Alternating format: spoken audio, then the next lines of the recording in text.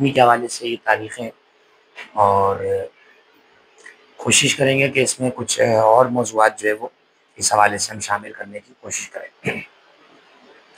देखिए ये सूरह मुबारक हशर की आयत नंबर 7 है और इसका वो एक मारूफ टुकड़ा जो आखिरी का टुकड़ा है, उमूमी तौर पे वो आधा टुकड़ा पढ़ा जा रहा होता है, लेकिन उसको जब इसके साथ जोड़ के पढ़ेंगे तो और लुत्फ़ आएगा। ये सूरह हशर की 7वीं आयत है और ये एक तवील आयत है। इरशाद परवरदिगार हो रहा है मा अफ़ा अल्लाहु अला रसूलिही मिन अहलिल क़ुरा फ़लिल्लाहि वलिर्रसूल वलिज़िल क़ुरबा वल यतामा वल मसाकीन वब्न सबील कै ला यकून दूलतन बैनल अग़निया। और फिर आयत तवील थी इसलिए मैंने यहाँ छोड़ा। बस इसके बाद अगला लफ्ज़ हुई है कै ला दूलतन बैनल अग़निया मिनकुम वमा अताकुमुर रसूल फ़ख़ुज़ूहु वमा नहाकुम अन्हु फ़ंतहू वत्तक़ुल्लाह इन्नल्लाह शदीदुल इक़ाब। देखिए इस आयत में जो हमारे समझने के अल्फाज हैं हमने हमेशा की तरह उनको अंडरलाइन कर दिया ताकि हम समझें कि किस लफ्ज़ पर हम बात कर सकते हैं और कहाँ से बात आगे जा सकती है। पहली बात तो ये है कि देखिए परवरदिगार फरमा रहा है कि वो तमाम चीज़ें या वो तमाम अमवाल या वो तमाम चीज़ें जो अल्लाह सुब्हानहू व तआला फ़े के ज़रिए से अपने रसूल को दिलाता है, किन से? मिन अहलिल क़ुरा, मक्के वालों से। अब उसके बाद फरमाया फ़लिल्लाहि वलिर्रसूल वलिज़िल क़ुरबा। अब ज़रा यहाँ बारीक कुरान मजीद की आप हिकमत देखें और यहाँ से मालूम होगा कि कुरान कहना क्या चाह रहा है। फरमाया जो कुछ हम फ़े के ज़रिए से अपने रसूल को दिलाएंगे मक्के वालों से, यानी अफ़ा का फ़ाइल खुद अल्लाह है, हम दिलाएंगे, हम छुड़वा रहे हैं माल, वो सब किसके लिए होगा? फ़लिल्लाहि वलिर्रसूल वलिज़िल क़ुरबा। अब आप ज़रा इसमें एक बारीक रियायत देखिए कुरान मजीद की। यतामा का तब भी वही हो रहा है पीछे सारा, लेकिन फ़र्क क्या है? वलिल यतामा नहीं है, वहां पर वल यतामा है। लाम सिर्फ और सिर्फ 3 के लिए आया, अल्लाह रसूल ज़िल क़ुरबा। ना अल यतामा पर लिल यतामा है, ना लिल मसाकीन है, ना लिब्ने सबील है। 3 तबकों को लाम से हटा दिया बिल्कुल। जो लाम इख्तिसास था वो हट गया वहां से, लाम मिल्की जिसे कहा है, और यहाँ तीनों में वो लाम मिल्की आ गया। वो तमाम माल जो अल्लाह अपने रसूल को दिलाएगा अहले कुरा से, मक्के वालों से, वो सब का सब अल्लाह के लिए। और आप तमाम जानते हैं कि ये जो हम कह रहे हैं अल्लाह के लिए, तो अल्लाह के लिए बिल असाला है। अल्लाह हर चीज का खुद मालिक है, अल्लाह को किसी ने मिल्कियत नहीं दी है। वलिर रसूल ये जाली है, ये अल्लाह ने रसूल को करार दिया है, ठीक है। वलिज़िल क़ुरबा और कुर्बा के लिए, यानी उस तमाम माल की विलायत, उस पर तसर्रुफ अल्लाह का है। इसीलिए तो अल्लाह का है, जब तो मांगता है मिम्मा रज़क़नाहुम युनफ़िक़ून, जो हमने तुम्हें दिया है उसमें से हमें दो, खर्च करो, ठीक है। अल्लाह ने हमारा नहीं मांगा है, अपने ही दिया हुआ मांगा है। तो यहाँ फरमाया जो अपने रसूल को दिलाएंगे वो अल्लाह के लिए है, रसूल के लिए है, कुर्बा के लिए है, और यतीमों और मिस्कीन और वो जो अल्लाह की राह में निकले हुए। अब यहाँ पे देखिए इससे हम क्या मतलब, जनाब सईदा से क्या ताल्लुक है इस आयत का? एक माल के मुताल्लिक आयत लग रही है, आप इसे ले जाकर डाल दें साहब खुम्स में, और वो जो ज़कात की कलेक्शन होती है, बज़ाहिर तो वो लग रहा है, लेकिन ऐसा नहीं। अब इसमें उलमा ने जो हमारे यहाँ नुकात निकाले वो क्या है? नंबर 1 वो कहते हैं माले फ़े। पहले माले फ़े क्या है? तमाम आप हजरात यकीनन बेहतर वाकिफ है। वो माल, तमाम ने लिखा है इस बात को, यानी शिया सुन्नी मुत्तफ़िक़ इस पर, जो अहले सुन्नत के उलमा है। मसला किताब है, मारूफ किताब है फतूहुल बुलदान, बलाज़री की किताब है, अंसाबुल अशराफ लिखने वाला जो आलिम अहले सुन्नत का, उसने लिखा है कि वो ज़मीन जिस पर ना घोड़े दौड़े हो, ना उस पर इस्लामी फौजें चढ़ी हो, उस ज़मीन पर कब्जा किया हो, उसको हासिल किया हो, वो माल फ़े कहलाता है। वो माल जो बगैर लड़े हासिल हो और बराह रास्त तो फतन किसी तरह अल्लाह अपने रसूल को दिलवाए, वो सब का सब खालिसतन अल्लाह का है, रसूल का है और कुर्बा का है। यानी जैसे अल्लाह ने उस माल की मिल्कियत अपने लिए रखी है, उसी तरह ले रसूल कह के रसूल को भी हक दिया है। जैसे रसूल के पास उस माल की विलायत है और हक और तसर्रुफ है, वैसे ही कुर्बा के पास उसकी तसर्रुफ और वो है। अब यहाँ लिल यतामा नहीं है, यतीमों के पास विलायत नहीं है उसकी, वो उसके हकदार बन सकते हैं अगर ये दो तबके रसूल और ज़िल क़ुरबा उन्हें दे दें, वो मालिक है जैसे चाहे दे। यतामा मिस्कीन वब्न सबील मालिक नहीं है। जबकि खुम्स में क्या आया था? कि वअलमू अन्नमा गनिमतुम मिन शैइन फइन्ना लिल्लाहि खुमुसहु व लिरसूलिहि व लिज़िल कुर्बा। वहां पर तीनों तबकों, चार तबकों के साथ गिनाया है। यहाँ पर बज़ाहिर अतफ है वाव का इस पर, लेकिन बारीक काम यहाँ पर ये हुआ कि लिज़िल कुर्बा की जगह कर दिया वल यतामा वल मसाकीन वब्न सबील, और इन तीनों तबकों को इस विलायत से महरूम कर दिया। विलायत इनके पास नहीं है, विलायत इनके पास है। विलायत के नहीं, तसर्रुफ के, जब चाहे ऐसे चाहे जहाँ खर्च करें। अब इसमें हम कैसे जनाब सैयदा सलामुल्लाह अलैहा के हवाले से बात कर सकते हैं? तो देखिए, अल्लाह सुब्हानहू व तआला जिस्म जिस्मानियत से पाक है, वो आएगा नहीं कहीं।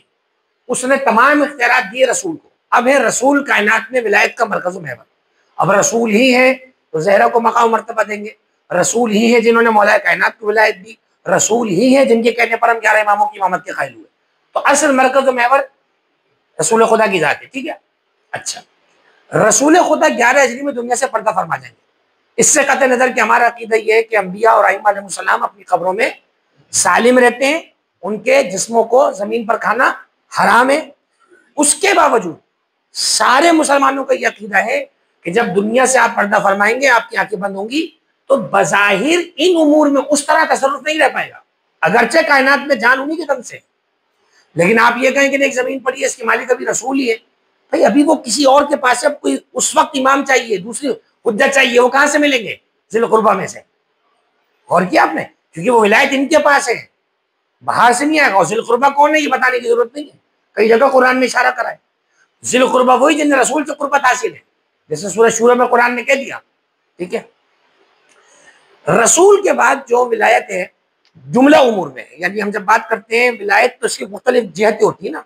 एक है बाप की विलायत साहब, एक आप जो है वो मसलन बरसबील बहस के आप मुज्तहिदीन की विलायत के बारे में जब बात हो रही होती है, वो ये सब महदूद दायरों में बात हो रही है। जबकि रसूल और इमाम के लिए ऐसा नहीं है, उनको विलायत मुतलका हासिल है। बल्कि इस तरह की बहुत सी रिवायत हमारी किताबों में विलायत ना विलायतुल्लाह, ये जुमला कोई और कह सकता है? मतलब मेरे वालिद कह सकते थे विलायती विलायतुल्लाह, मेरी विलायत अल्लाह की विलायत है। कहाँ से? कोई मुज्तहिद कह सकता है मेरी विलायत अल्लाह की विलायत? नहीं कह सकता। जब तक वो जामिअ शराइत मुज्तहिद है, शिया असनाशिरी है, उसकी विलायत उस दायरे में महदूद है। खुदा ना करे अगर कोई शिया मुज्तहिद होकर शिया असली मजहब से हटा, मुझे बताइए उसकी तकलीद बाकी रहेगी? क्योंकि तकलीद की शराइत में से ये सारी विलायतें महदूद हैं। जबकि नबी और इमाम के लिए कभी तसव्वुर हो सकता है कि नबी कभी नबुव्वत से हट जाए, इमाम कभी इमामत से बाहर निकल जाए? हो नहीं सकता। इनकी विलायत मुतलका है। ये कह सकते हैं हमारी विलायत अल्लाह की विलायत है, इसीलिए इनका इनकार अल्लाह का इनकार है। बाप का इनकार नाफरमानी है, दीन से नहीं निकलेंगे। लेकिन रसूल और अइम्मा पर कुछ पलटाया तो दुनिया भी गई और आखिरत भी गई। ये है विलायत का फर्क, बारीक सा।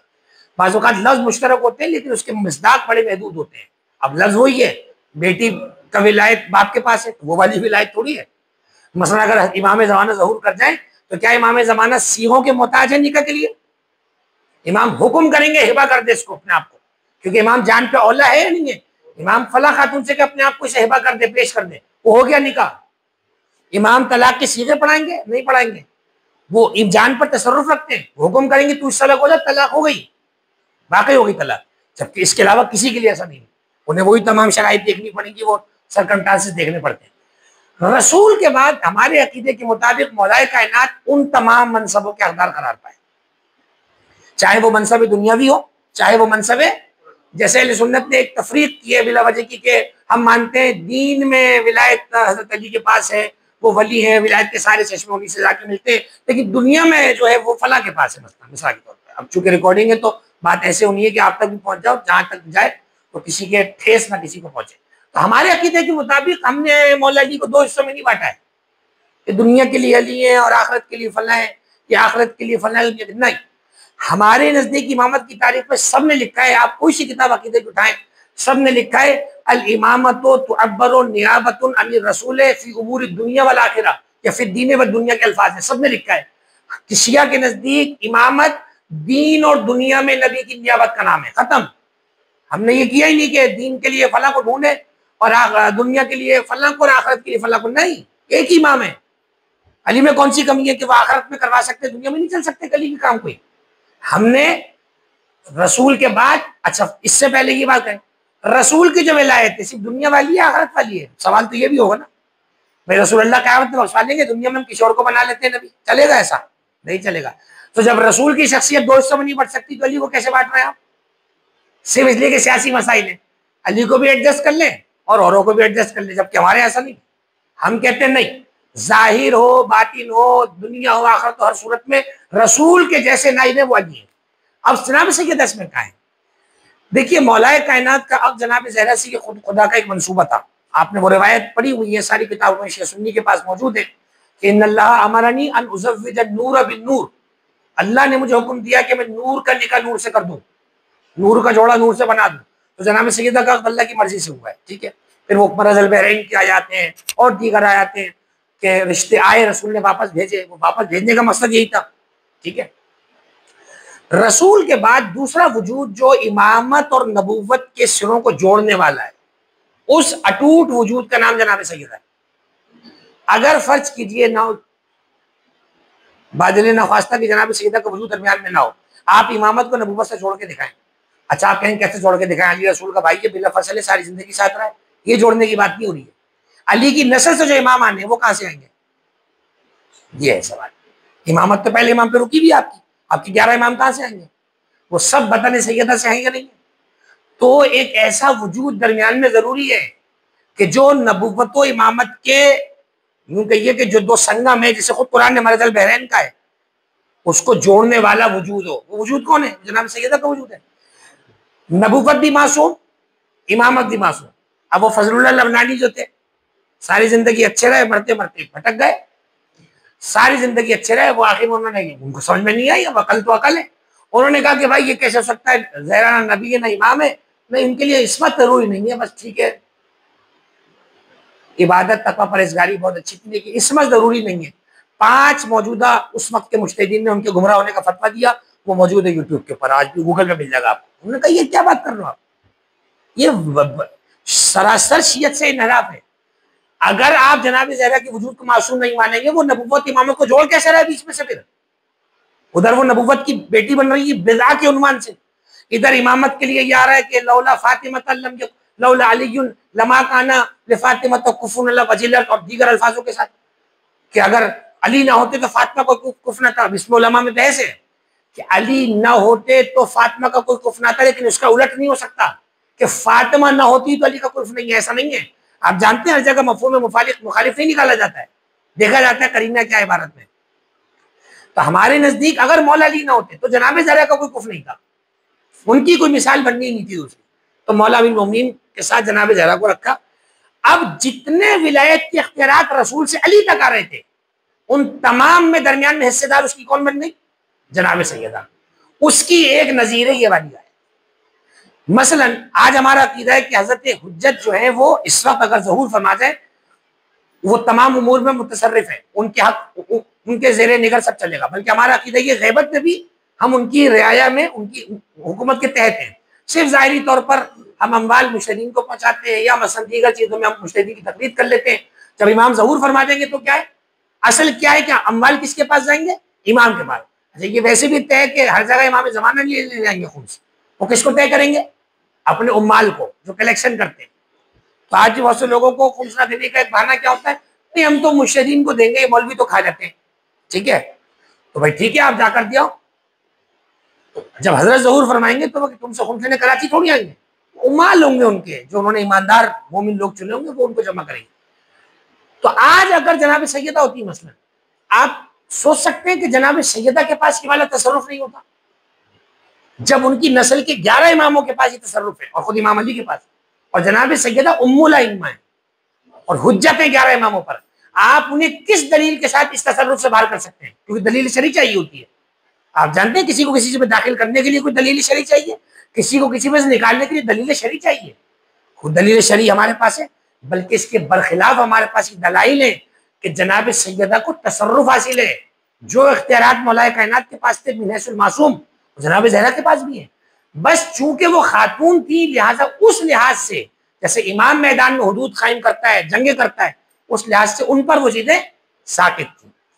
तो इस आयत से हम जनाब ज़हरा सलामुल्लाह अलैहा के लिए विलायत को साबित करते हैं।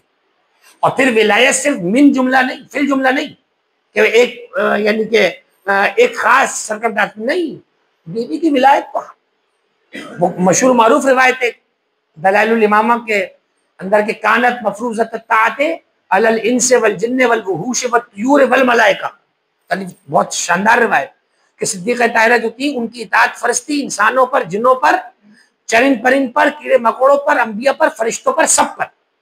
ये छोटा मनसब है, ये गैर मासूम के लिए हो सकता है कि उसकी विलायत इस तरह सब पर वाजिब हो, नहीं हो सकता।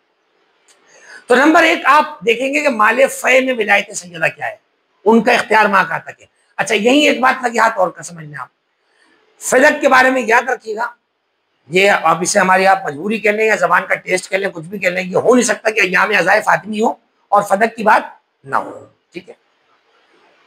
और फदक एक ऐसा उन्वान है कि जो भी इंसाफ के साथ मुताल्ला करेगा तारीख इस्लाम का और फरीक़ैन की कुतुब पढ़ता है, तो वो अगर किसी मकाम पे आकर मुनक़लिब होता है अपने बातिल मजहब से, तो कौन से उमूर है उनमें से एक अम्र क्या है, फदक।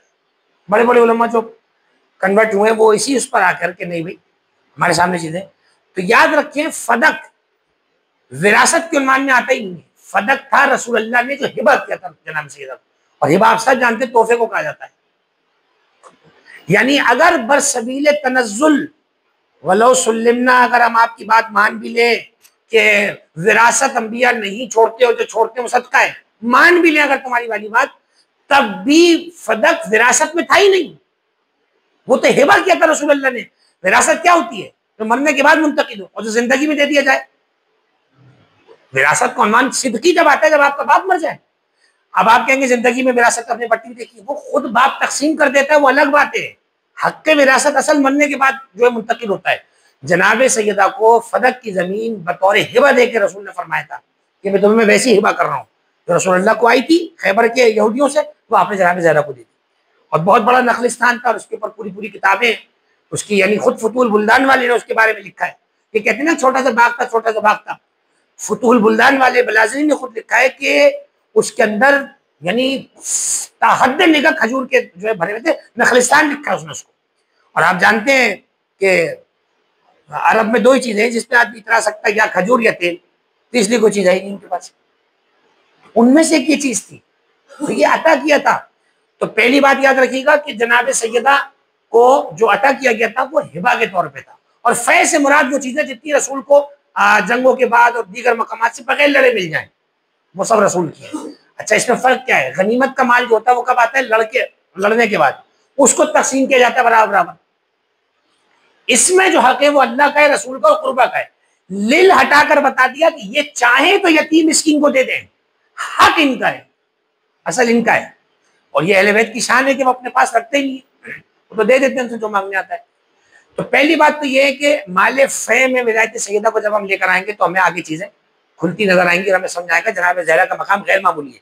वरना आप कायनात की किसी दूसरी औरत का नाम लें जिसे आप इस आयत में रख सकते हैं, तो फला एक खातून थी, उनका हक है, कोई हक नहीं है। वो यतीमों में आ जाएंगी, मिस्कीनों में आ जाएंगी, वबना सबील में आ जाएंगी, इन तीनों में नहीं आ सकते। अल्लाह कोई हो नहीं सकता, रसूल एक ही थे, कुर्बा में आ ही नहीं सकते। कितना तंग हो गया दायरा, तो बची जनाब सैयदा, उनके पास है विलायत। नंबर 2, उमूर माली में जो विलायत होती है वो तसर्रुफ शरई व फिक़ही होता है, आप सब जानते हैं।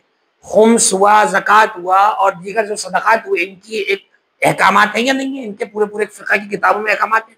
इन पर जो है वो इनमें तसर्रुफ कैसे करना है, कैसे नहीं करना है। हत्ता कि यहाँ तक भी पढ़ा आपने कि अगर मसलन किसी के पास हाथ लग गई विरासत और वो पागल है, तो क्या है हुक्म कि पागल चूंकि माल जाया करेगा तो हाकिम शरई क्या करेगा, उस पर पाबंदी लगा देगा कि तो बावला सारा माल खत्म कर देगा। पाबंदी लगा देगा मुराद ये कि वो देखेगा ये कहाँ खर्च कर रहा है, मुफल्लस तो नहीं हो जाएगा, ये बिल्कुल दिवालिया जिसे कहते हैं हमारे यहाँ। तो ये विलायत है या नहीं है, देखभाल करना।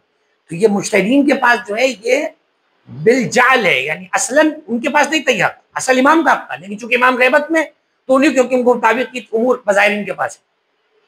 तो जब हम बात की करते हैं उमूर माली में विलायत तसर्रुफ शरई और फिक़ही है, तो जनाब सैयदा को इससे कैसे निकालेंगे आप, गोया उनकी विलायत भी शरई भी है और फिक़ही भी है। यहां से नतीजा ये निकलेगा, ठीक है। फिर आप साबित करेंगे जनाब सैयदा सलाम अलैहा के लिए, हम इसको फिक़ही तौर पर जब साबित कर रहे हैं तो अकायद में तो बदरजा औला साबित है। यानी मसलन मैं ये कहूँ कि मैं नमाज पढ़ूंगा, रोजा पढ़ूंगा, हज रखूंगा, हज करूंगा, ज़कात दूंगा और सारे अच्छे काम करूंगा, विलायत नहीं मानूंगा जनाब ज़हरा की, उनको अपने ऊपर हाकिम नहीं मानूंगा। तो फिक़ह में तो मान रहा है सारी चीजें, कलाम से इनहराफ कर रहा है, अकीदे से इनहराफ कर रहा है, बेकार है।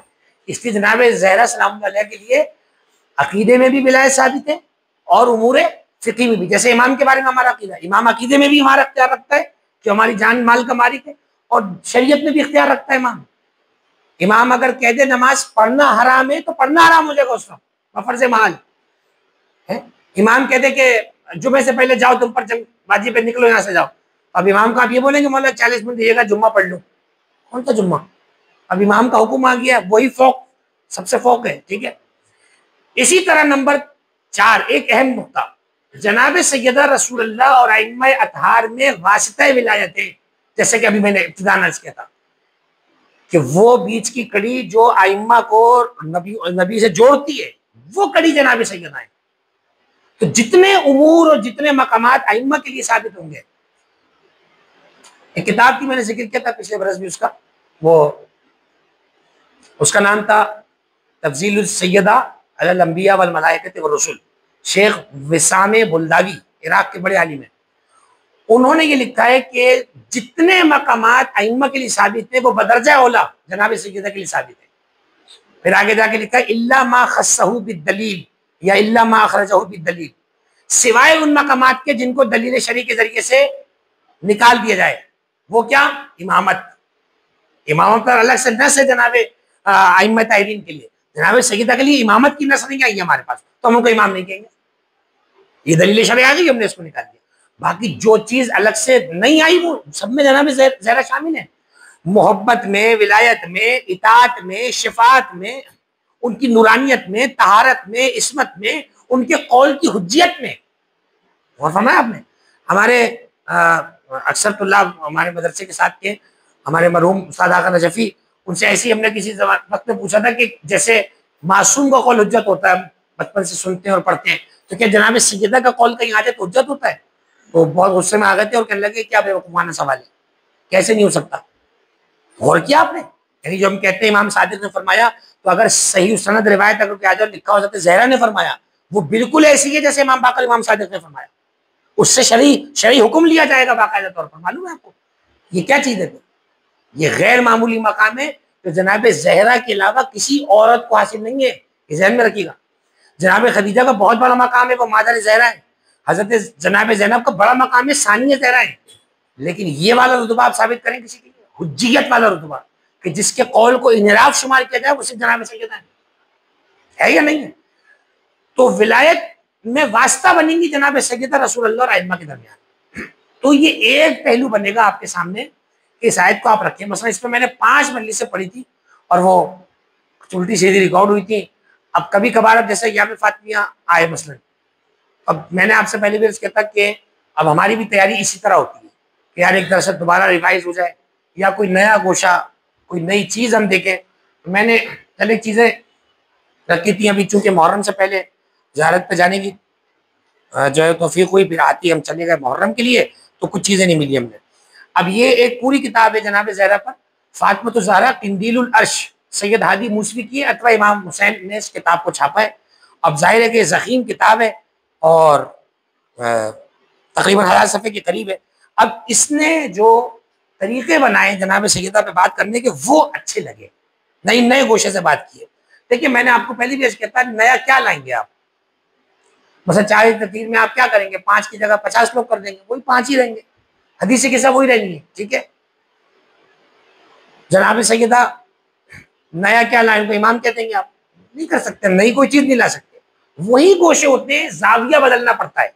अब जैसा आज की एक नया जाविया लगा हमें कि इस आयत के तहत आप देखें, अब इन्होंने क्या किया है, इन्होंने एक जैसे फसल बनाई, मज़ाहिरुल इनायत बिखलक़तिहा व तक़वीनिहा, जनाब ज़हरा की खिलकत और आपकी बनावट, तकवीन कहते हैं बनावट हो किसी चीज की, आपका जब वजूद अल्लाह ने बनाया तो उसमें इनायत किस तरह से है, वजूद है जनाब सैयदा की पैदाइश में, उसके बनने में क्या क्या इनायतें हैं उस पर बात की है, उसके मज़ाहिर को लिखवाया इसने, उसके चंद चीजें गिनाई। मैंने एक नया गोशा था और अच्छे इसने इसमें नुकात लिखवाए। अच्छा, ये जो उन्होंने लिखा नाम मसलन किताब का किंदील, किंदील आप सब जानते हैं फानूस को कहा जाता है, ठीक है। किंदील फानूस को कहा जाता है, पहले जमाने में साहब बीच की किसी हिस्से में लटका दिया, उससे सब जगह रोशनी फैलती है। तो किंदील अर्श का मतलब क्या? वो रिवायत है ज़हरा कि मानी में से एक माना ये लिखा हुआ है कि जमीन और आसमान में अंधेरा था, तो फरिश्तों ने कहा कि अंधेरा में इबादत नहीं कर सकते, तो अल्लाह सुब्हानहू व तआला ने नूर जनाब ज़हरा को जमीन और आसमान के दरमियान मुअल्लक़ फरमाया। अब ये हमारी समझ से बाहर है कि मतलब हम कैसे समझे कहाँ मुअल्लक़ फरमाया होगा, हम नहीं समझ सकते, क्योंकि हम दुनिया इसी को समझ रहे हैं कि जो बाहर आसमान नजर आ रहा है, जबकि दुनिया से ये नहीं है, दुनिया बहुत है। रब्बिस समावाति सबअ व रब्बिल अरदीन सब, 7 आसमानों का मालिक और 7 जमीनों का मालिक। तो अभी तो पहला आसमान नहीं देखा किसी ने, 7 कौन देखेगा?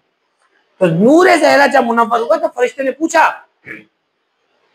मा हाज़िही नूर या लिमन हाज़ा नूर, तो आवाज आई हाज़िही नूरो अमती फातिमा व अज़ाअत बिहा नूरु समावात वल अर्द व अज़ाअत बिहा समावात वल अर्द। अल्लाह ने फरमाया कि मेरी कनी से खास फातिमा ज़हरा का नूर है जिससे मैंने ज़मीन आसमान को रोशन फरमाया है। उससे नाम लेकर एक लक़ब क्या पड़ा? किंदीलुल अर्श, अर्श की किंदील। चुनांचे इस हवाले से चंद एक बातें मैं और आपकी खिदमत अर्ज करूंगा ताकि एक नया गोशा आपके सामने निकल आए। अब देखिए, इसने एक पूरी फसल सिर्फ जनाब ज़हरा के नूर पे बनाई है, पूरी फसल। अब मिसाल के तौर पर आप 3 मजलिसें पढ़ रहे हैं, एक मजलिस आप रखें, यानी आप तकसीम करें जनाब सैयद की शख्सियत को कबले विलादत। कबले विलादत क्या होगा? आलम अनवार, वो रिवायतें आ जाएंगी सारी। बाद मीलाद यानी विलादत के बाद पूरी जिंदगी के जो बीबी के मनाकिब हैं वो आ जाएंगे। बाद शहादत, 3 हिस्से हो गए जिंदगी के। बाद शहादत में क्या आ जाएगा? आपकी शफात, आपका तवस्सुल, आपकी इनायतें, आपका मोमिन पे लुत्फ़ करम, भरे पड़े वाक़यात, पूरी पूरी किताबें लिखी है इस पे भी उलमा ने। फ़ुयूज़ात ज़हरा अलल उलमाए वल मोमिनीन, फारिस फ़कीह एक बड़ा आलिम है, लिखे वाक़यात है मोमिनीन के। मैं फला, मेरी फला माँ बीमार थी, जो मुआवजा हुआ, बीवी की नजरमानी ये हो गया, बीवी की तवस्सुल ये सारे वाक़यात किस में आ जाएंगे? तीसरी वाली कैटेगरी, शहादत के बाद। और अभी तक बीवी की इनायत जारी है। और इस सब के बावजूद जो असल कमाल नजर आना बीवी का वो कब है? मैदान महशर में। यानी ये पूरी जिंदगी दुनिया जो अभी देख रही है कुछ भी नहीं है। जो पूरी दुनिया फैज उठा रही है और बीमार सुख पा रहे हैं और गरीब दौलत पा रहे हैं, बे औलाद औलाद पा रही है, कुछ भी नहीं है। ये तो उनके गुलाम भी कर दें। असल जो बीबी का मकाम नजर आएगा वो कब नजर आएगा? मैदान महशर, जो खुद रवायत भी मौजूद है, आप सबने वो सुनी हुई है। तो आज मेरा मकाम बता ताकि लोग देखें मेरा मकाम क्या है। तो एक फसल पूरी मुकम्मल नूर पर है और इन्होंने बहुत सारी रवायात नूर पे जमा की है कि परवरदिगार आलम ने नूर ज़हरा से क्या क्या बनाया है। तो रवायात में ये लिखा हुआ है, बड़ी तवील रवायत है कि हज़रत अब्बास बिन अब्दुल मुत्तलिब से उन्होंने रसूल अल्लाह से पूछा कि भतीजे ये बताओ कि कायनात की इब्तिदा कैसी हुई, कैफ़ा बदाइल खल्क, कायनात की इब्तिदा हुई कैसे? तो फिर रसूल ने फरमाया कि इन्नल्लाह अहदुन लम यज़ल, अल्लाह हमेशा से वाहिद था, लम यज़ल था, तो कोई शरीक नहीं था। उसने फतकल्लमा कलिमतन फखुलिकत मिनहा फखलकतु मिनहा, फरमाया कि अल्लाह ने कुछ कलाम किया। अब देखिए ये मुजमल रवायत है, नहीं मालूम कि कलाम कैसे किया। उस कलाम से फरमाया मेरा नूर बना। ये क्या समझेगा इसको? आदमी नहीं समझ सकता, क्योंकि हम आलम मादा में रह रहे हैं, क्योंकि आलम नूर की बात है। और आलम नूर की भी कब? जब सिर्फ रसूल का नूर बना है, और रसूल से पहले कुछ भी नहीं है कायनात में, जीरो है पीछे हम जाकर। तो रसूल फरमाते हैं अल्लाह ने कुछ बोला, उससे मेरा नूर बना, मेरे नूर को शक किया, उससे अली का नूर बना।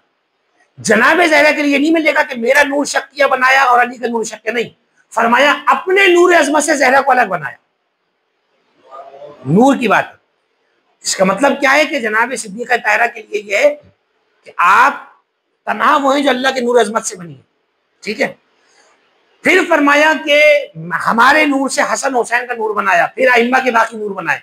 फरमाया मैं चूंकि अव्वल मखलूक था, अफलाक मेरी वजह से बने। फरमाया अली इब्न अबी तालिब मेरे नूर से हैं, तो इसी तरह से लिखा कि जन्नत दोज़ख अली के नूर से बने। फरमाया फातिमा के नूर से अल्लाह ने जमीन और आसमान को खल्क फरमाया, फातिरुस समावाति वल अर्ज़ जो आप पढ़ते हैं, ठीक है। फिर फरमाया हसन के नूर से जो है परवरदिगार आलम ने जन्नतों को खल्क फरमाया, हुसैन के नूर से हूरों को खल्क फरमाया, इसी तरह बाक़ी अइम्मा के नूर से पूरी कायनात को खल्क फरमाया। तो जनाब ज़हरा उस नूर की लड़ी में भी साथ साथ शामिल है, ठीक है। तो ये एक पहलू रहेगा नूर के हवाले से बात करने का। इसको आप मजीद और हम वाज़े करेंगे ताकि और आपके सामने चीज़ें आ जाए। इसके बाद एक बरत सबील मिसाल एक दूसरी चीज़ देख लें, बस अच्छा मौजू है ये भी। एक अल फसलुसानी अल इनायतो लिकौनिहा नस्लतुल मुबारकत रसूलिल्लाह। दूसरी इनायत क्या है कि रसूलुल्लाह की नस्ल का जनाब ज़हरा से होना। ये पूरा मौजू है, पूरा मौजू है। और सरनामे में आयत क्या रखेंगे आप? इसमें जाहिर है, इसमें तो वाकई इन्ना अतैना कल कौसर ही जचती है, चाहे तो कोई और गुलशा भी बना सकते हैं इसमें। इस पर मुकम्मल बात हो कि अल्लाह सुब्हानहू व तआला ने यानी जो निज़ाम फितरी था उसको चैलेंज कर दिया खुद खालिक ने। वो खालिक का निज़ाम बदल सकता है। और निज़ाम क्या था कि बेटों वालों की नस्लों के लिए कह दिया इन्ना शानिया का हुआ लबतर, और तना बेटी से परवरदिगार आलम ने नस्ल को ऐसा चलाया कि ना सिर्फ उसको खैर कसीर कहा बल्कि कौसर भी कहा। ठीक है, तो इस हवाले से एक पहलू ये भी बन सकता है। उसमें फिर आप बात करें, अब इसमें आपके ऊपर है। बाज़ औक़ात होता है कि आदमी समझता है यार मैं 5 पढ़ सकता हूँ, एक में क्या क्या पढ़ूँ, ये भी बड़ा मसला होता है। उसका तरीका ये कि आप एक कोई सरसरी सा मौजूद उठाएं, क्योंकि एक मजलिस में 45-50 मिनट में आप सब चीज़ों का अहाता नहीं कर सकते। उसमें फिर आपकी तरजीह होनी चाहिए कि आप उसमें ये देखें कि मैं इस वक्त ऐसी क्या गोशा पढ़ सकता हूँ जो कम पढ़ा गया है, क्या जिसकी तरफ मुतवज्जे करना मोमिनीन को इनके अकीदों में इजाफा करेगा। ठीक है, अब मिसाल के तौर पर मैं ज़ाती तौर पर आपको तजिया बताऊँ। सोशल मीडिया आप सब देखते रहते हैं। अब आप इस दफ़ा मसलन ये करें, हमारी ज़ाती कोशिश ये कि हम ये करें इस दफ़ा कि जनाब सैयदा का जब तज़किरा हो तो चूंकि मैंने भी कहा कि आप इमामत के दरमियान और नबूवत के दरमियान वास्ता हैं, तो जब इस पर बात हो तो आप यहाँ पे एक बात लेकर आएंगे कि अल्लाह सुब्हानहू व तआला ने जनाब ज़हरा से जो वादे की, तो इनमें से आखिरी अहम तरीन वादा मालूम है क्या था? ये रवायात में मौजूद है हमारे। हत्ता कि इमाम हुसैन के मक्तल के हवाले से बात आती है कि जब जनाब ज़हरा ने पूछा कि जब इसमें कोई मेरा बेटा ये इस तरह आलम गुरबत में कत्ल होगा तो होगा क्या, तो रवायात में लिखा है हमारे यहाँ कि अल्लाह सुब्हानहू व तआला ने आसमान के हिजाब हटाए और जनाब सिद्दीक़ा ताहिरा ने आसमान पे देखा तो खूबसूरत वजूद नजर आया। तो पूछा ये क्या है? फरमाया कि ये तुम्हारी औलाद में से तुम्हारा आखिरी होगा, इसको कायम कहा जाएगा तुम्हारे यहाँ। फरमाया इसके जरिए मैं अपने दुश्मनों से इंतकाम लूंगा और इसके जरिए से मैं तेरे बेटे के कातलों का इंतकाम लूंगा। तो अब आप मुझे बताइए, जनाब सैयदा के लिए इमाम ज़माना कितनी बड़ी तमन्ना है। कुछ हो सकता है, माँ बेटे से हटकर कह रहा हूँ, हर बेटा माँ के लिए तमन्ना होता है, वो तो कोई फजीलत नहीं रही। यहाँ से माँ बेटे का मामला नहीं है, यहाँ मासूम है ये दोनों। यहाँ जनाब ज़हरा जानती है मेरा ये बेटा वो है जो जुल्म की जड़ें काटेगा, कुफ्र शिर्क को खत्म करेगा, अल्लाह के दीन को नाफिज करेगा। मेरा ये वो बेटा है और ये वो बेटा है जो मेरे हुसैन का इंतकाम लेगा। तो यहाँ आप लोगों को गोया के जनाब ज़हरा के जिक्र में रहते हुए इमाम ज़माना की तरफ भी मुतवज्जे कर सकते हैं। ये बहुत अहम चीज़ है, मैं आपको बता दूँ। और चूंकि बात हम आपस में कर रहे हैं, अगर चाहिए रिकॉर्ड भी हो, देखिए एक उमूमी तौर पर हमारे यहाँ एक चीज़ की बड़ी कमी रही। वो क्या करा कि हज़रत इमाम ज़माना का जिक्र जिस शान के साथ होना चाहिए था वो नहीं हुआ। उसमें मैं अपने को भी ब्लेम करूं या जो जो अपने को समझते हैं कि हम इस मनसब के अहल थे लेकिन हमने ये नहीं किया, ये बहुत बड़ी हमारे लिए समझे कि सादत से महरूमी है। पता है, इमाम ज़माना के अलकाब में से एक लक़ब लिखा है, इल्ज़ामुन नासिब में लिखा हुआ है। वो लक़ब है अत्तरीद, तोए के साथ। अब तोए के साथ तरीद का माना है मालूम है क्या है? उर्दू तर्जुमा आमतौर पर माजरत के साथ समझाने के लिए, धुतकारा हुआ, जिसको बिल्कुल छोड़ दे, किसी कीमत में ना लाता ना कोई भाई हटो। इमाम के अलकाब में से अत्तरीद, उसके नीचे रिवायत लिखी है। किसी ने पूछा अत्तरीद क्यों कहा जाएगा इनको? फरमाया उनके शिया उनके जिक्र को बिल्कुल गैर जरूरी समझ के छोड़ देंगे, ना वो महफिलों में होंगे, ना वो जिक्र में होंगे, ना वो याद में होंगे, ना वो अमल में होंगे। अब इसमें देखिए हर आदमी अपने आप को जज करे, और ये बहुत बड़ी महरूमी है क्योंकि हमारे इमाम वक्त हज़रत इमाम ज़माना, हम जो कुछ हासिल कर रहे हैं, जो पा रहे हैं, उनके फैज से पा रहे हैं। वबयुम नहीं रोज़े कल बरा, जुम्मे के खुतबे में पढ़ते हैं आप, आपके जरिए से मखलूक को रिस्क दिया जा रहा है। हम तो खा उनके सदके कर रहे हैं, चाय उनके सदके की पी कर आए भाई, बाकी तो चीजें छोड़ दें, रिस्क, सेहत, औलाद है, ये सब उन्हीं का सदका है। हमारे तो चाय सुबह की इमाम ज़माना के सदके में, सांस ले रहे हैं इमाम ज़माना के सदके में। एक बात, अब इनका नतीजा क्या हुआ? आपने सुने इस दफा जो क्लिप्स आए आपके फिर आपसे कह रहा हूं, आपके मिंबर पर आपके लोगों ने ये कहा या नहीं कहा कि हमें एक ऐसा इमाम चाहिए जो सामने हो और कोई काम करे, जैसे आगा खानियों ने बनाया है? शर्म का मकाम क्या है? आगा खानी जो बातिल मजहब है और गंदा तरीन मजहब है, गंदे से मुराद उनके हमारा अकीदा नहीं मिलता उनसे। आप हजरत इमाम ज़माना को मिलाकर कह रहे हैं, सब कहते हैं ना शर्म कर, इसने 90 नंबर लिए, तू भी मेहनत कर। कोई आप कह रहे हैं इमाम ज़माना को कि भाई अब बस बहुत हो गई, अब आप आ जाए, कोई काम करें शियों के लिए, कोई स्कूल बनाए, कोई अस्पताल बनाए। इसका मतलब ये निकल रहा है। नतीजा क्या हुआ? आपने एक दरवाजा खोलना चाहना अपने यहाँ, इसका मतलब जब एक यहाँ इमाम बनेगा तो आप उस नस से बाहर निकल गए ना 12 वाली। कितना संगीन है ये चीज। और मैं लिटरली आपसे कह रहा हूं, आज ये बात हुई है, 10 साल बाद आप देख लीजिएगा आपका दावा भी हो जाएगा। और यकीन मानिए आप, वो जो रिवायात मौजूद है ना कि झूठे मेहदी वो आएंगे, आप ही में से, हम में से आएंगे, वो खुद कह देंगे हम ही हैं। तो इस वक्त सबसे अहम जरूरत है इमाम ज़माना का जिक्र। और ये कोई हैरान ना हो सुनकर कि आज कैसे हो गया, ये इमाम के दौर में हुआ है। जिस वक्त आइम्मा इमाम ज़माना का बताते थे तो फरमाते थे वला युगय्यबन्ना गैबतान, इस तरह के अल्फाज रिवायत में, उसकी 2 गैबतें होंगी, गैबतुन लिमुद्दतिन कसीरतिन व गैबतुन फतरतुन ला यअलमु मुद्दतुहा इल्लल्लाह। मासूम फरमाते हैं 2 गैबतें होंगी हमारे कायम की, एक छोटी होगी जिसे गैबत सुगरा का है, और एक इतने लंबे जमाने की होगी जिसे अल्लाह के अलावा कोई नहीं जानता होगा। ठीक है? तो उस वक्त लोगों ने पूछा कि ये सवाल लोगों के जहन में आया कि मौला ये बताइए जब इमाम होंगे नहीं तो उनसे फायदा कैसे हासिल करेंगे। ये लोगों ने सवाल वहां भी किया है। तो जवाब इमाम वक्त ने दिया वहां पर, फरमाया कि ये बताओ जब सूरज बादल के पीछे चला जाता है तो लोग उससे फैद हासिल करते हैं या नहीं। ये मिसाल दी है इमाम। सूरज अगर वक्ती तौर पर, आजकल कराची का मौसम बड़ा अच्छा हुआ है, तो क्या मैं इनकार कर दूं कि नहीं सूरज है ही नहीं? सब कहेंगे पागल, 9 बज रहे सुबह के, सूरज है, ये बादल आगे आया हुआ है। और फरमाया आपने इसी तरह हजरत इमाम ज़माना है, आपके रुख अनवर पर गैबत के बादल हैं, वो हैं। ठीक है? तो ये अहम तरीन मौजू है, इसको भी जनाबे सईदा के जिक्र से आप शामिल कर सकते हैं, जोड़ सकते हैं कि वो आखिरी फर्द जिस पर पूरी दुनिया की नजरें टिकी हुई है, खुद अल्लाह कह रहा है कुल इन्नमल गैबु लिल्लाह फंतज़िरू इन्नी माअकुम मिनल मुंतज़िरीन, तुम भी इंतजार करो मैं भी इंतजार कर रहा हूं। वो कौन है? वो इमाम ज़माना है।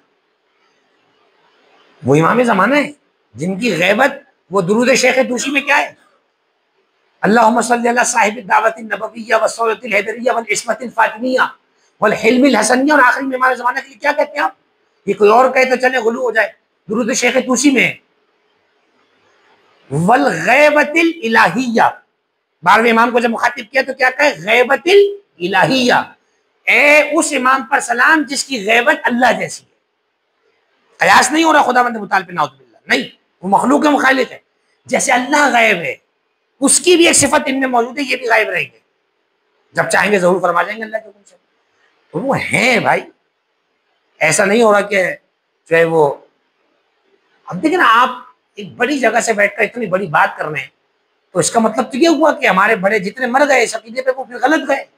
उनको चाहिए था बना लेते कोई अच्छा इमाम, तो हम लोग भी अच्छे से जी होते, हमारे भी कारोबार होते, हमारे भी अपने अस्पताल होते। फिर तो ऐसा लग रहा है तो कैसा नहीं है। ये सारी चीजें बात की है, अस्पताल तालीम है, अस्पताल तालीम वालीम हो जाएगा भाई, जिन अस्पताल में करा लेंगे हम जाकर, कोई बात नहीं, लेकिन ये अकीदे से हाथ थोड़ी धोना हमने।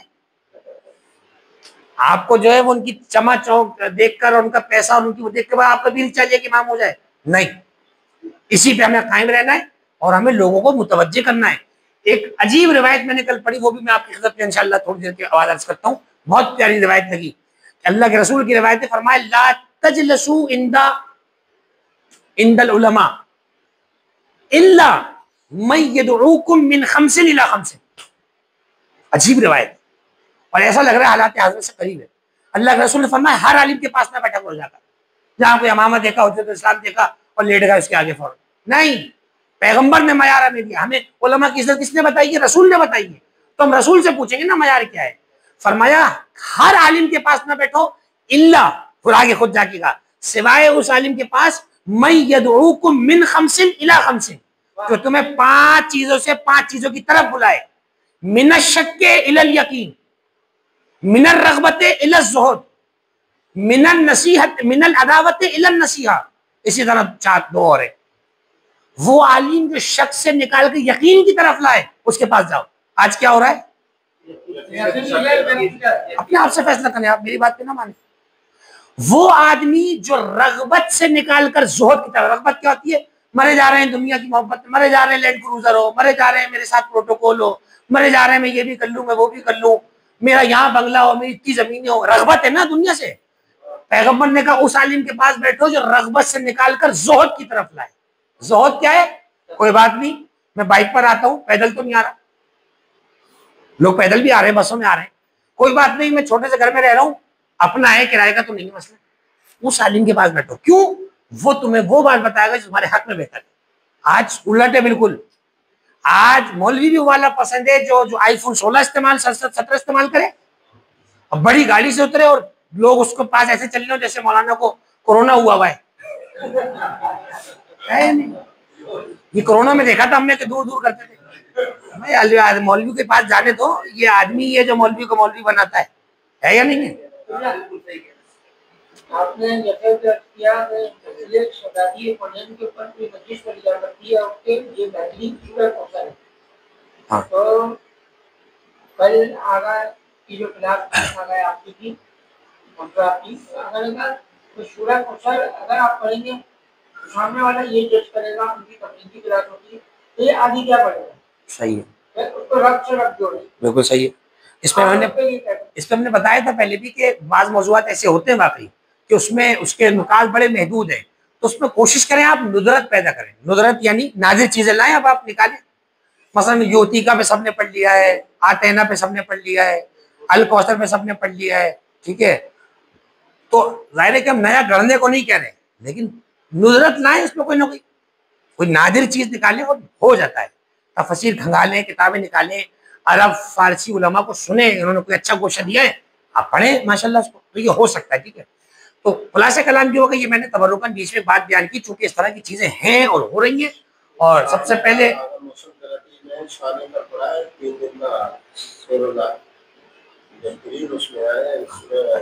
अब देखें ना, इसके लिए ये कि फारसी वगैरह आदमी, देखिए जबान का ये फायदा होता है, अरबी हो या फारसी। देखिए हमारा जो लिटरेचर है दीनी वो अरबी है, फारसी में बहुत ज्यादा है, तो दोनों जबानें आनी चाहिए ताकि किताबों तक हमें एक्सेस हो। एक बैरियर जो बीच में आ जाता है वो उसकी वजह ये होती है कि यार जबान में थोड़ा सा होता है, और किसी में वक्त के साथ साथ बेहतरी आती है, किसी की अरबी बहुत अच्छी है, किसी की फारसी नहीं। हमें फारसी बिल्कुल जीरो ना होने के बराबर, बस अरबी है कि काम चलावाजी कर लेते हैं, बोल लिया, देख लिया, लिख लिया, मेहनत करे आदमी कर सकते हैं, हो सकता है। ठीक है, तो ये मैंने एक बरसबील मिसाल आपको दिया, इसमें कुछ और एक दो गोशे होंगे वो मैं अगले उसमें भी अर्ज करूंगा मजीद। यहाँ तक अगर इसमें कोई चीज़ आप समझते हैं, आप तमाम के इल्म में मौजूद है। मैंने एक गोशा 2 साल पहले मैंने ये मजलिस से पढ़ी थी, तो मैंने चाहा कि इसको भी आपके सामने बयान किया जाए। और इस हवाले से 1-2 किताबें भी मैं बता दूंगा आपको। शेख सनद की किताब है मकामात फातिमा ज़हरा के नाम से, PDF पे भी मिल जाती है। उसमें उन्होंने इस पर बहुत अच्छा काम किया है और बहुत अच्छे नुकात निकाले, और जनाब सैयदा सलाम अलैहा के लिए उन्होंने मकामात को साबित किया है, विलायत को उनकी साबित किया है। तो इंशाल्लाह इस पे जो है वो हम मज़ीद बात करेंगे। यहाँ तक अगर कोई सवाल या वैसी कोई इस मौजू से मुताल्लिक़ सवाल है तो आप बिल्कुल कर सकते।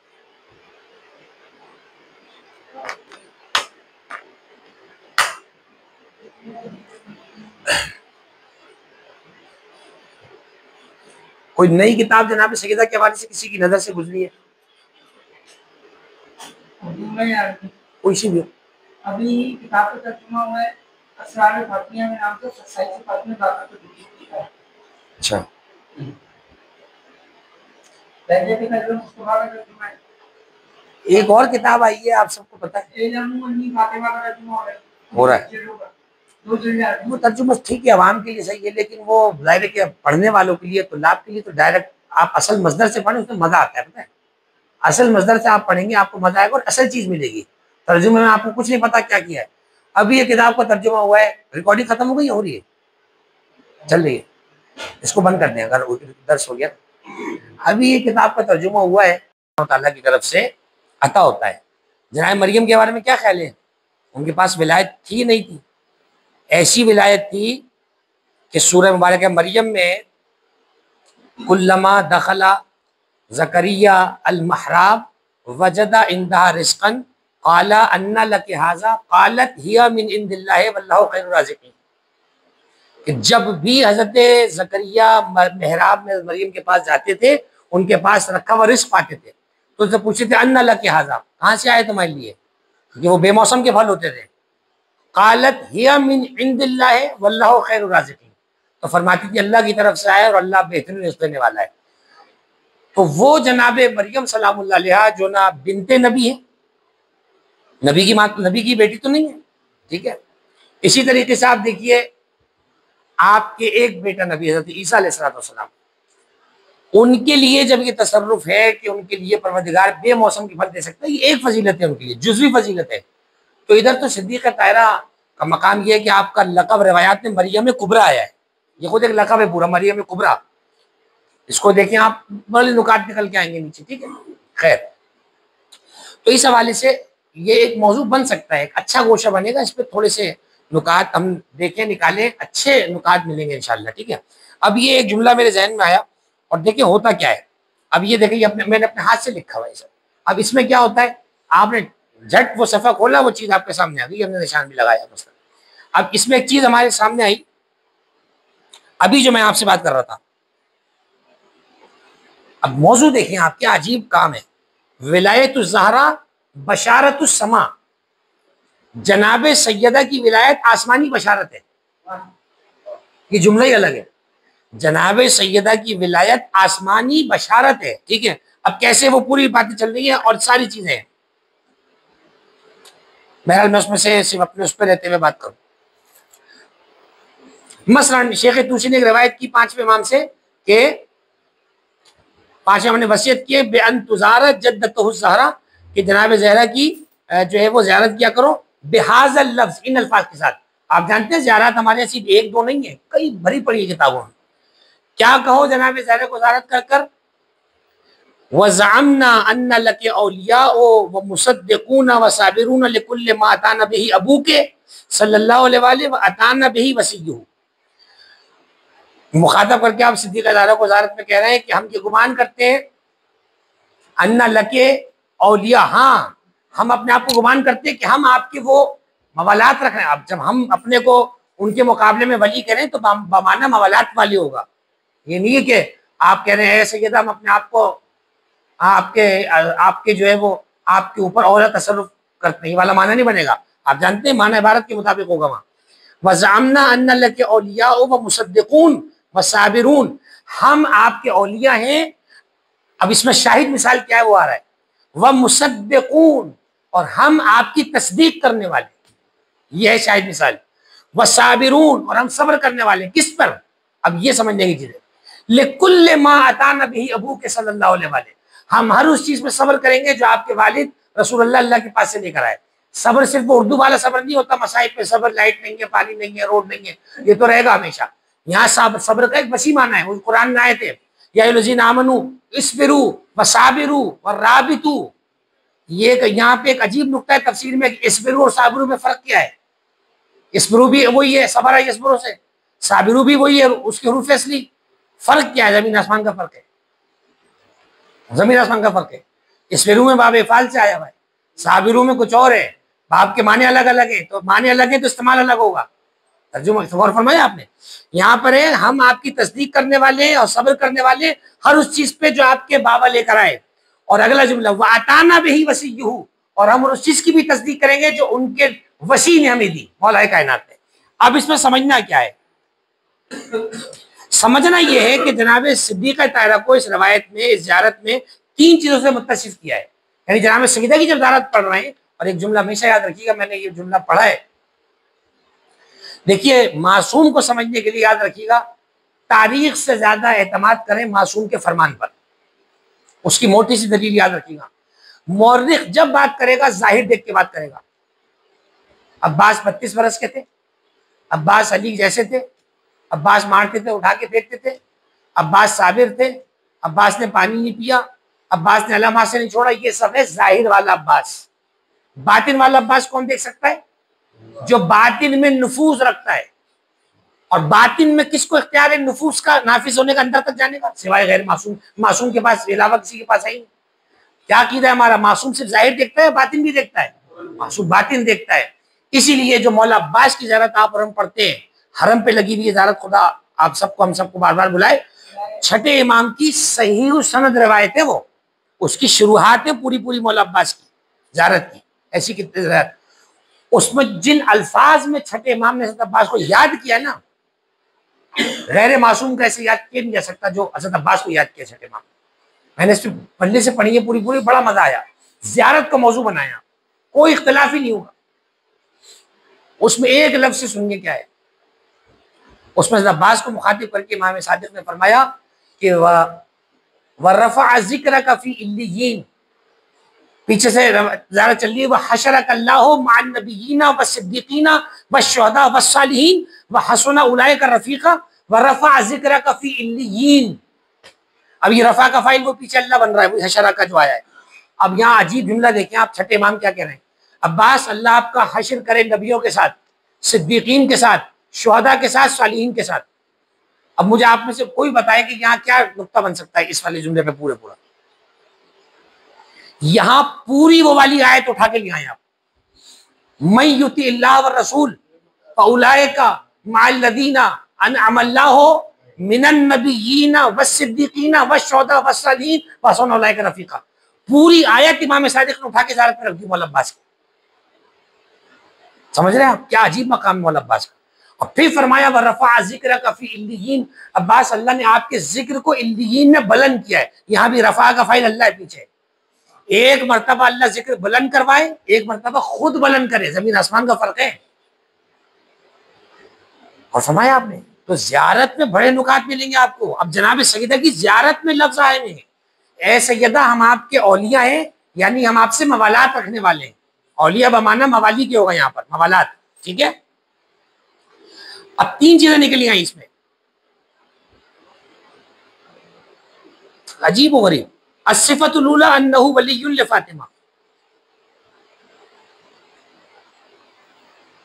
क्या अजीब जुमला है। आए अन्नल मवालात फी दीन ज़ाहिर ला तकून लिन्नबी वल इमाम फ़क़त, ज़ाहिर का दीन सिर्फ नबी और इमाम से मोहब्बत रखे बगैर पूरा नहीं होगा। जो अभी हम बात कर रहे थे, उसे ला महला सिद्दीक़ा ताहिरा से मोहब्बत रखनी पड़ेगी, ये हमें ज़ियारत में बताया गया है। अब आप देखें ज़ियारत में अकीदा आया है, इसलिए हम कहते हैं ज़ियारत पे क्यों जाने का हुक्म है कि इनको पढ़े, इसमें आदमी चीजें निकाले और अकीदा बनाए, ठीक है। पहली चीज। दूसरी चीज क्या है, अन्नहु मुसद्दिक़ुल लिन्नबी वल इमाम। इस जुमले में जाहिर कह रहा है कि मैं तस्दीक कर रहा हूँ नबी और इमाम की। फिर आगे जाकर कहते हैं कि फल मोमिनो यातक़िदु अन्ना कुल्ल मा अता बिही नबी वल इमाम हुवा अम्रुल्लाह। हमारा क्या अकीदा है कि नबी और इमाम जो बयान करता है वो अल्लाह का हुक्म होता है। तो इन्हीं नबी और इमाम ने हमें किसकी तरफ मुतवज्जे किया है, जनाब ज़हरा की तरफ। तो गोया जनाब ज़हरा की तस्दीक नबी की भी तस्दीक है, अली की भी तस्दीक है। जनाब ज़हरा का किसी चीज का इनकार करना नबी को झुठलाना है और इमाम को झुठलाना है, और नबी को झुठलाने वाला कहाँ जाएगा। और फरमाया आपने ये नुक्ते निकलेंगे इसमें से। इसी तरह अस्सिफ़तुस सालिसा अन्नहु साबिरुन अला मा जाअ बिही नबी वल इमाम, जाहिर कहता है कि मैं उस चीज में सब्र करूंगा जो नबी और इमाम लेकर आया है, ठीक है। इस तरह से फिर आगे जाके अब अगला जुमला सुनिए, क्या अजीब जुमला बीबी की ज़ियारत में आया है। और ये ज़ियारत तहज़ीबुल अहकाम में भी लिखी है शेख तुसी की और सारी किताबों में। फ़इन्ना नसअलुके, अब ज़ियारत में फिक्रा करते करते इमाम बाकर कह रहे यूं कहो, ए बीबी हम आपसे सवाल करते हैं, इन कुन्ना सद्दक़ना के, ए बीबी अगर हम आप समझती हमने आपकी तस्दीक कर दी है, इल्ला अलहक़ना बितस्दीक़ना लहुमा बिलबुशरा, आप हमें हमारी इस तस्दीक के जरिए बशारत से मुत्तसिल कर दें। वो जो मौजूद दिया था वलायतुज़ ज़हरा बशारतुस समा, ज़ियारत में आप कह रहे बीबी अगर आपने हमारी तस्दीक लिख ली अपने पास तो हमें उस बशारत की तरफ करीब कर दें जो बशारत अल्लाह ने आपके मानने वालों को दी हुई है, ठीक है। किस चीज की, बीबी के मकाम की, उनकी विलायत, उनकी हुज्जियत, उनका मर्तबा।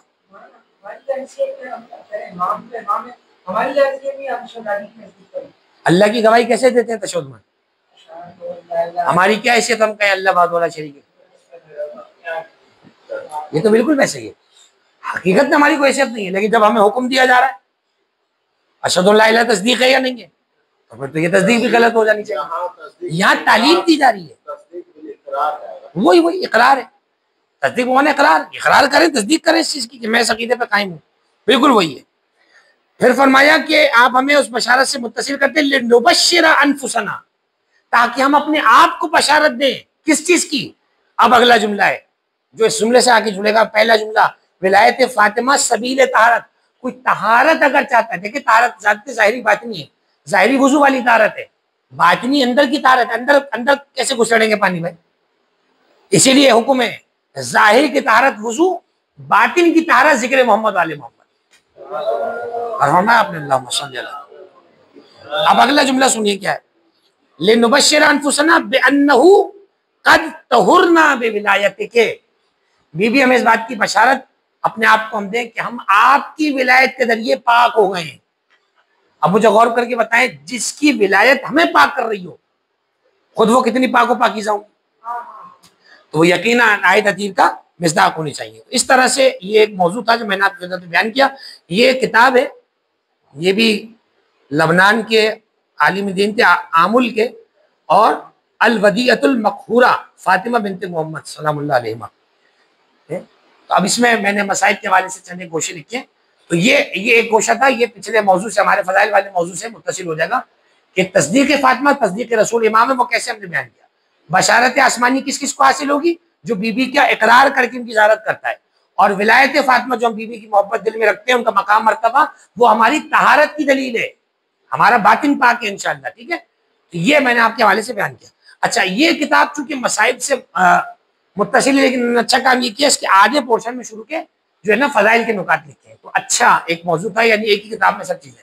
ठीक है, वदिया कहते हैं अमानत को, मकहूरा यानी जिस पर कहर ढाया जाए, जिस पे मुसीबतें आए, उसे कहा जाता है। ठीक है, तो इस किताब में वदियतुल मकहूरा इसका नाम रखा है, उससे मुराद जनाब सैयदा है कि बीवी एक ऐसी। अब देखें, मसाइब में मैंने आपसे पहले भी अर्ज किया था पिछले दुरूस में कि मसाइब में रिवायात वही होंगी, लेकिन मसाइब तक आने के लिए कोई अंदाज आप नया अपना सकते हैं, कोई गोशा जाविया नया ले सकते हैं। अब ये एक अच्छा गोशा लगा, और ये मैं कसम खा के कह सकता हूँ, मैंने भी पहली बार इस तरह से किताब में से ये एक मौजू निकाला, और ये पढ़ेंगे कहीं भी हम जहाँ में तौफीक होगी।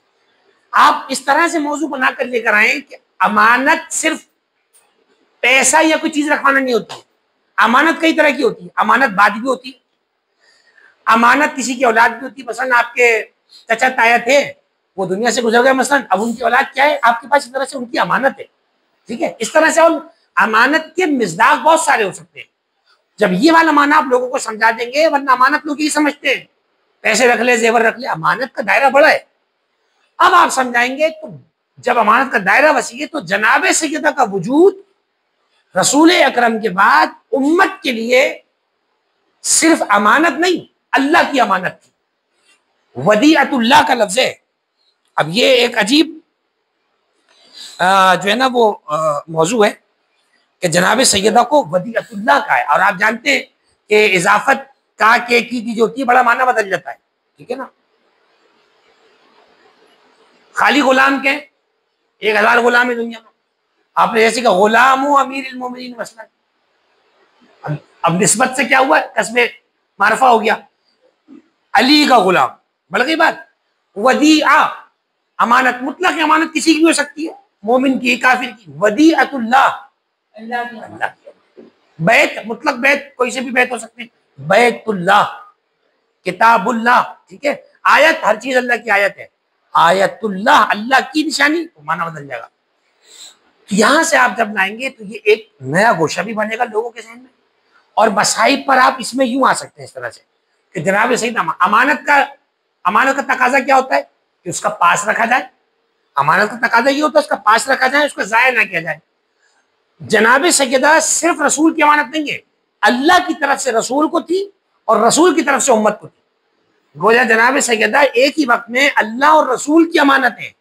ठीक है, जिसका उम्मत ने पास रखना था, उनका मकाम, उनका मर्तबा, उनकी हद की हुर्मत ना हो, उनको नाउज़ुबिल्लाह झुटलाया ना जाए, उन पर जुल्म ना किया जाए, इस तरह से। ठीक है, दूसरी चीज, ये सब आगे रवायत के जुमले, अभी वो इबारत भी आपके सामने में पढ़ दूंगा। फिर आगे लिखा है आले मोहम्मद खुद सब अल्लाह की अमानत है, एक एक इमाम अल्लाह की अमानत है। एक इमाम को भी जो है ना वो अजियत पहुंचाना ऐसा है जैसे खुदा आप अल्लाह को अजियत पहुंचा रहे हैं। और ये कोई नई बात नहीं है, खुद कुरान मजीद में इन्नल्लज़ीना युज़ूना अल्लाह, तो हमें कोई समझाए अल्लाह को अजियत कैसे हो सकती है?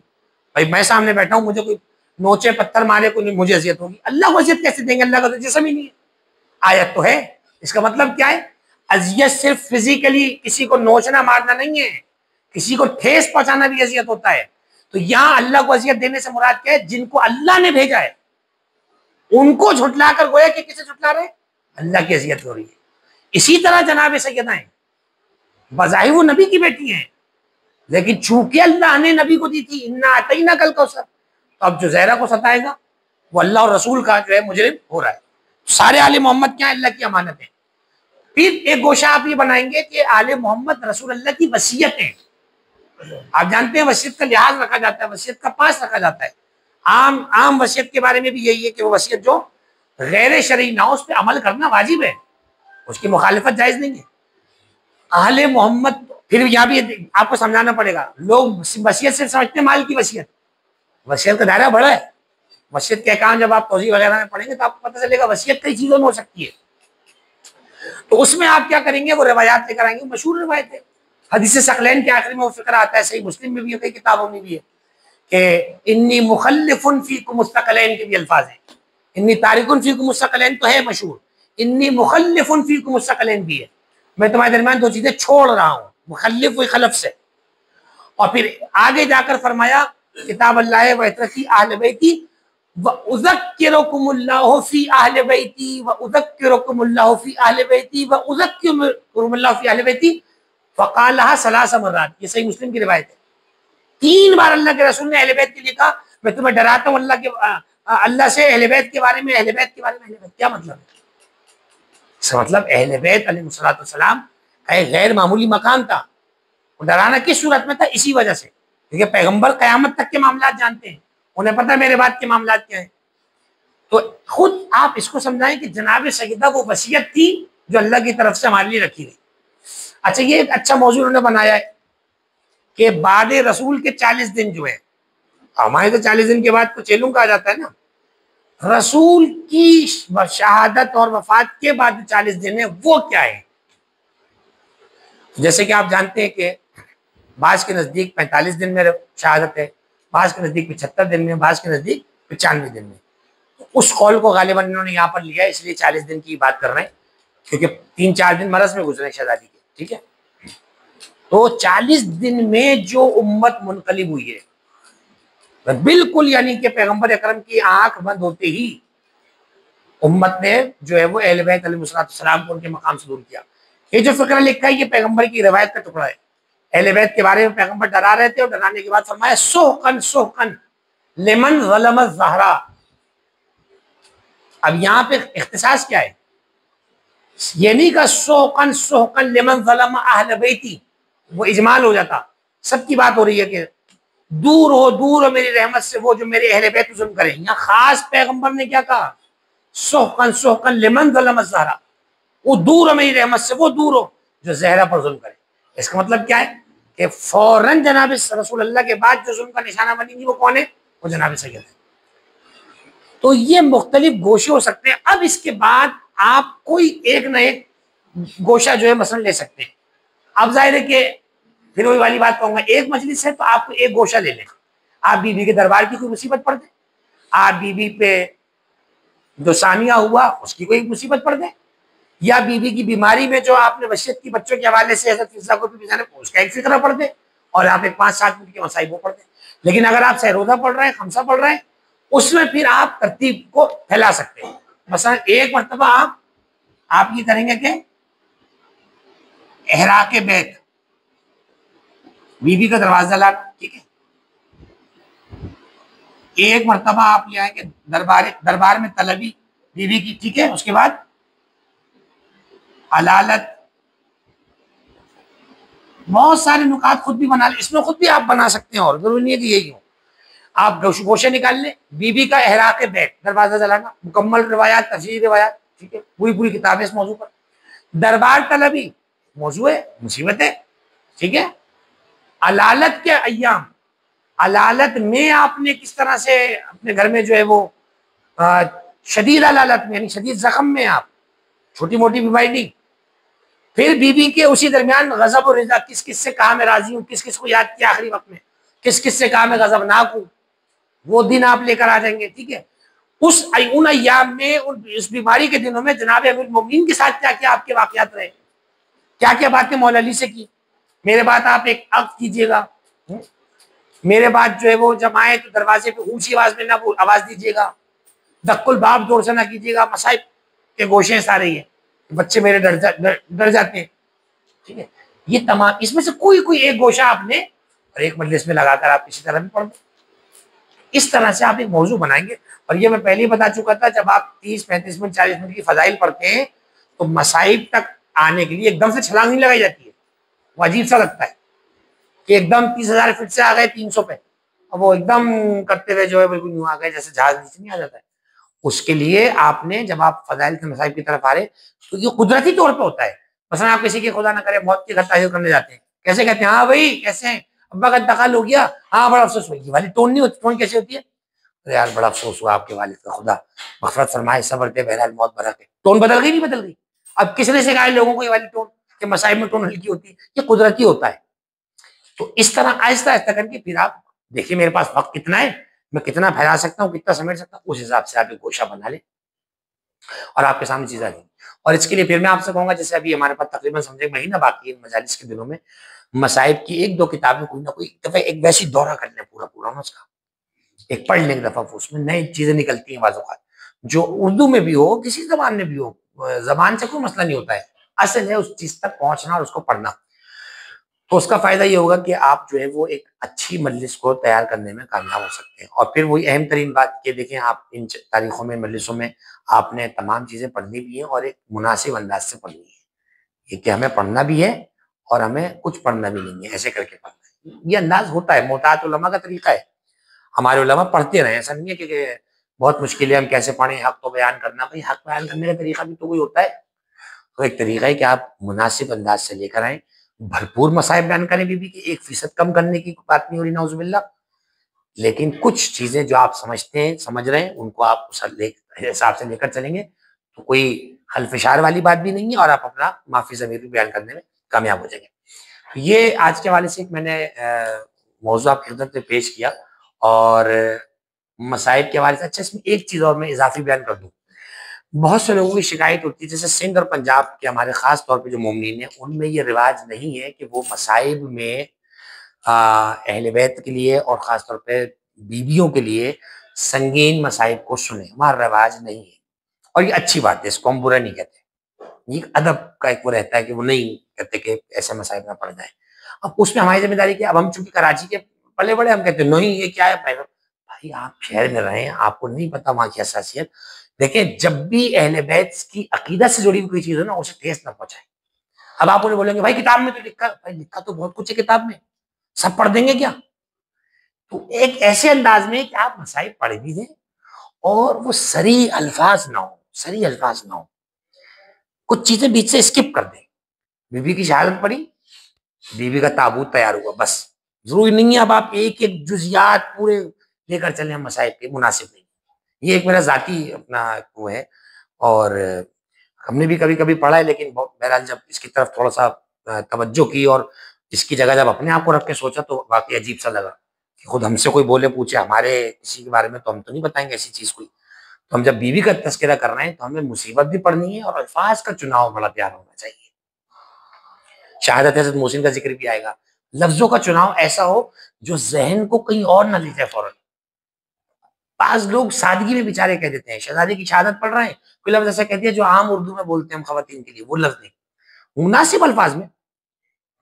शहजादा दुनिया से रुखसत हो गया, अली की तस्वीर मिटा दी गई।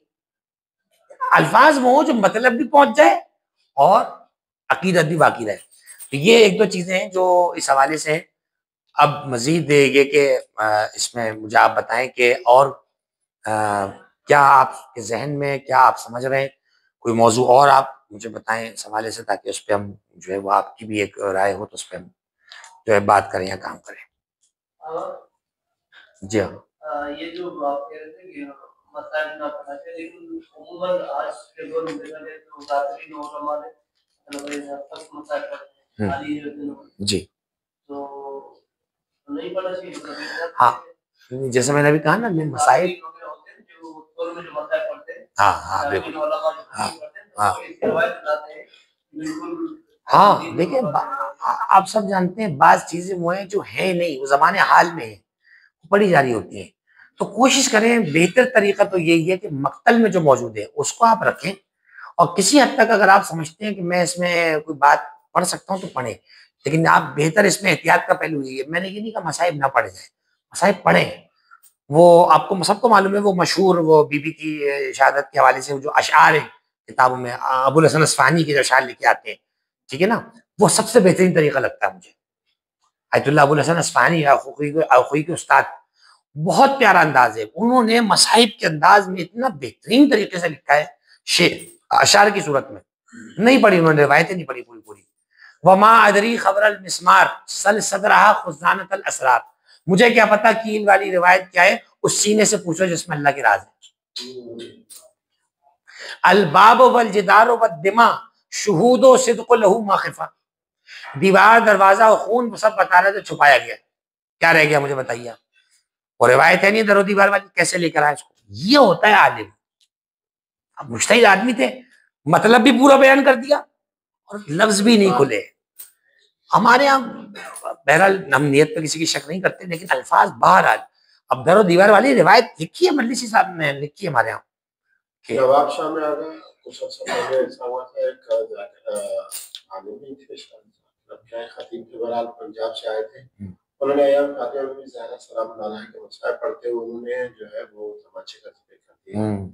अब उस पर जो मुतवल्ली थे वो बड़े सादा मिजाज थे और बुजुर्ग थे, वो गरम हो गए कि वो नजस है, वो पलीद ये है, और वो कौन होता है सैयदा के मुंह पर तमाचा, तुमने ऐसा कहा जैसे कोई फिल्म शूट हो रही है। यानी वो उसमें कहा संभालना मुश्किल हो जाता है। अब देखें ये से बयान कर रहा हूं मैं, ये वाला वाकया रिवायत मौजूद है, रिवायत अल हुजूम अला बैत फातिमा में लिखी है अब्दुल ज़हरा मेहदी ने, और रिवायत में लिखा है फसकतत बिवजहिहा अलल अर्द का लफ्ज रिवायत में, आप चेहरे के बल जमीन की तरफ तशरीफ नहीं। अब सकतत का तर्जुमा गिरना है, मानी करा जाएगा, आप चेहरे के बल जमीन तक तशरीफ नहीं, लेकिन इसमें भी लोग कहेंगे कैसे। अब उसके उन्होंने कैसे लिखा है मिसले में पता है, उन्होंने कहा कि इन्ना हदीस अल बाबुजुन मिम्मा जन्नत बिही यदुल खून शल्लत यदित तुग़यान व तअद्दी, खुदा उन हाथों को, सरकश हाथों को तोड़ दे जिन्होंने हाथों से जसारत की। आ गई बात सच, जिन्होंने हाथों से जसारत की, मतलब पहुंच भी गया और बीबी का नाम भी नहीं आया था। ये होता है तरीका का। तो ये बेहतरीन अंदाज लगा मुझे, तकरीबन 15-20 अशार पर मुश्तमिल ये वो है। आप कोई से 3-4 शेर बीच के निकालें, एक दो ऊपर के एक दो नीचे के, बेहतरीन मजलिस होगी। यानी कि वो अशार रवायात को नजम किया गया उन्होंने, यानी आप ये नहीं कह सकते कोई आपको कि शेर पढ़ रहे थे, भाई वो शेर नहीं है, वो उन्होंने मक्तल को शायरी में कर दिया पूरा। ये वाला अंदाज सबसे बेहतर है, इसमें एक अदब का पहलू भी मलूज रहता है और मतलब भी पहुंच जाता है। क्योंकि देखिए हमें मस्तूरात भी सुन रही हैं, मस्तूरात में हमें बच्चे भी सुन रही हैं जो अल्फाज समझ रही हैं, सुन रही हैं, तो हमें उस चीज को भी बाकी रखना है कि एक हया वाला पहलू जो है वो भी चाक ना होने पाए और हमारा मतलब भी पहुंच जाए। तो ये सबसे बेहतरीन तरीका होता है। जाती तौर पे मसाइब बिल्कुल पढ़े, तैयारी करें, यही तो हमारी महारत है कि हम कैसे अपने मतलब को भी पहुंचा दें और दूसरी तरफ भी हम दूसरी वादी में भी ना जाए। ये कुछ और अगर है तो मुझे इस पे पूछ भी है, पूछें और बताएं और पूछा करें बिल्कुल बिना तकल्लुफ। मैंने पहले भी कहा आपसे क्लास नहीं है, बाखुदा गुफ्तगू है और बस बज़ाहिर मैं कुर्सी पे बैठा हूँ और बिल्कुल इसमें कोई भी मौजू आप समझ रहे हैं या कोई चीज़ ऐसी उसे बताएं ताकि डिस्कस हो और उस पर हम मिल के बात करें।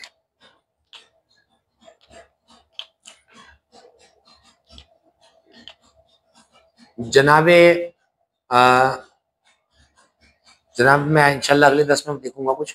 जनाब सैयदा के हवाले से यहाँ तक एक पहलू की देखें, नया पहलू बन सकता है। तमाम अंबिया ने जनाब सैयदा के कातिल के लिए और जनाब सैयदा पर जुल्म करने वाले के लिए बद्दुआ की, बिल्कुल नया गोशाई।